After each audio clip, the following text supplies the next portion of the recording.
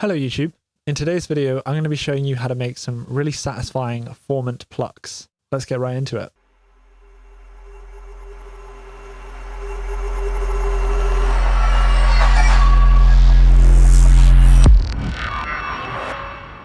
Right, so I've got a little demo going here.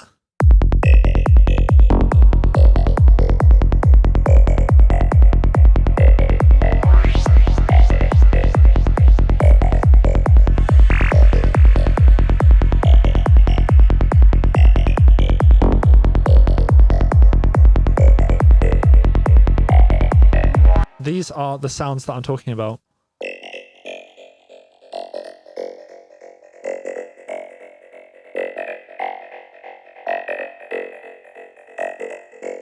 Super satisfying sounds, and now I'm just going to go ahead and show you exactly how they were made. So if I just go ahead and turn off all the effects and I turn off the filter, and for this patch I've got a little bit of EQ on it and a little bit of reverb.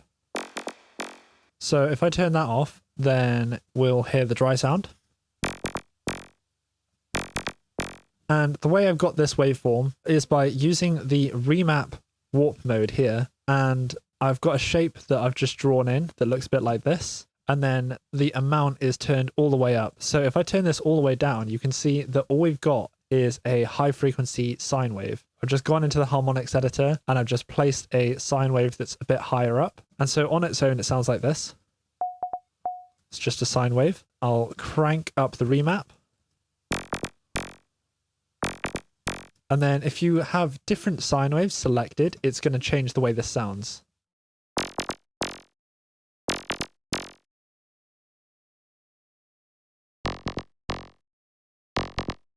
So let's just put this back.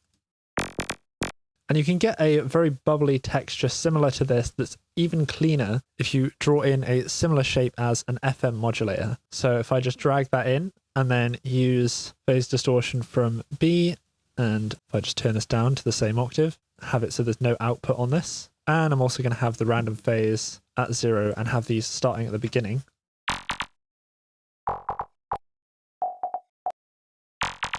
So we're getting very similar bubbly qualities from this.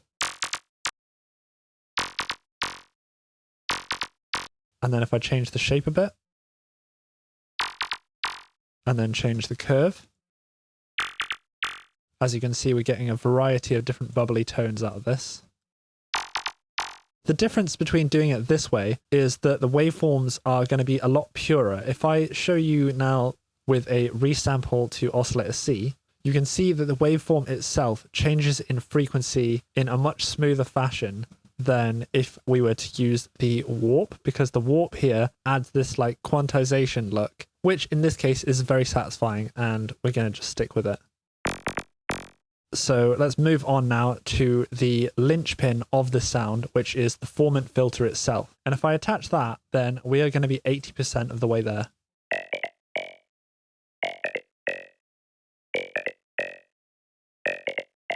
Right, so the formant and the cutoff moves the relationship of all the different peaks. And so what I've done is I've attached the cutoff to the note on random discrete. In Serum 1, we had just note on random 1 and 2, which limited us to creating up to 2 separate random value generators.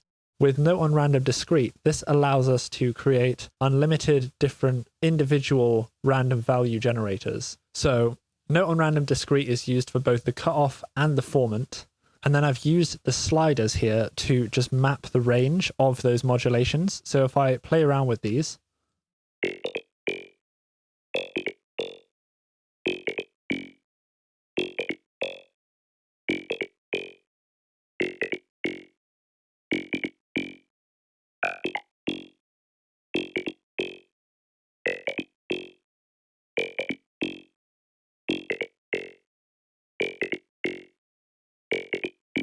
and the resonance is set at around the 50% mark to get these resonances to be quite pronounced. And I've got the drive quite high, which just brings out a lot of the harmonics in the sound and helps it sound a lot fuller. You could have the sustain more open as well.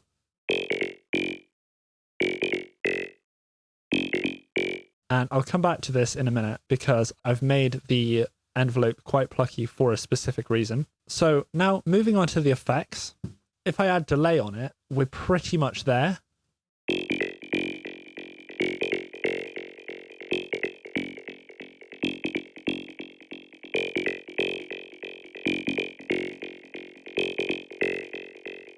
Also, one more thing that's worth mentioning is that I have this triangle wave on a half bar that is just modulating the decay. If I exaggerate this, let me just turn that back down. It's just making it so we have slightly different envelope lengths at different times, and that's creating a nice little bit of variation. So the rest of these effects are literally just a smidge of embellishment here. Down sample distortion, if I turn this mix all the way up,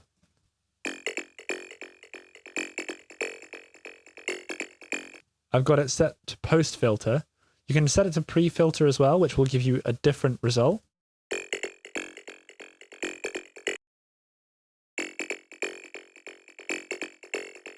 The drive amount is going to give you different levels of bit crushing.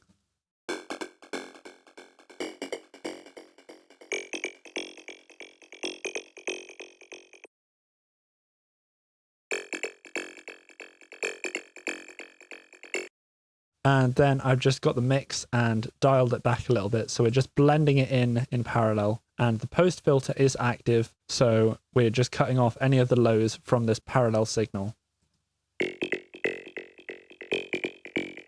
And then I've got this ring mod filter, which if I turn the mix all the way up for this,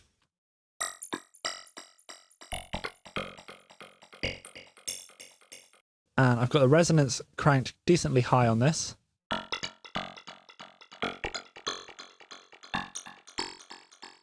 The spread and the cutoff itself are also mapped to note on random discrete. So if I move these around,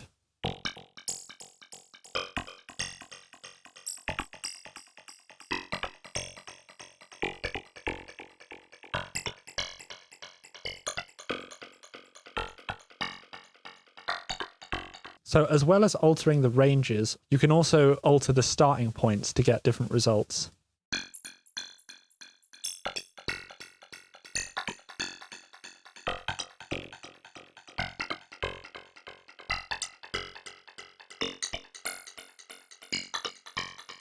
And then once again, I've just got that mixed out because all I want it for is just a little bit of extra detail in the sound.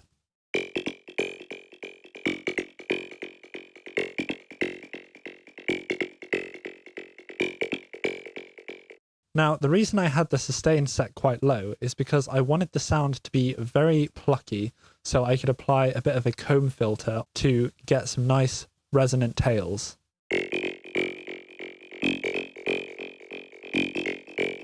If I bring the decay in even further. So the resonance is acting as the feedback.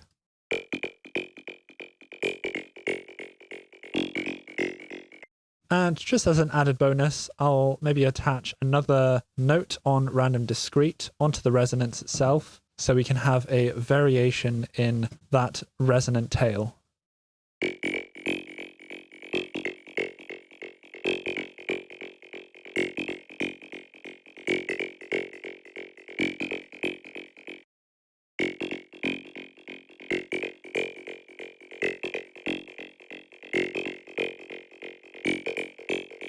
Maybe a little bit less range on that.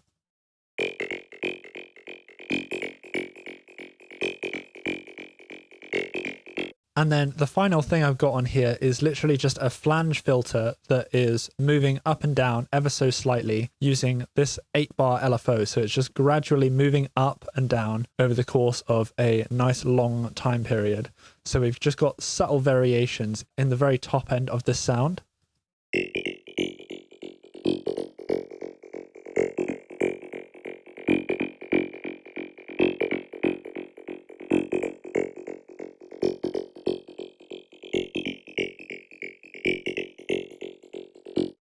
And then adding the filter, and then the reverb finally.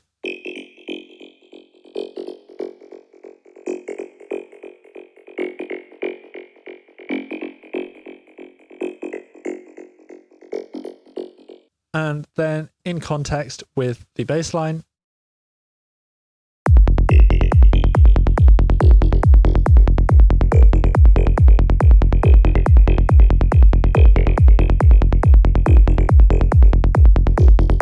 And then here is the atmosphere that we made in last week's video, along with a couple of other one-shots.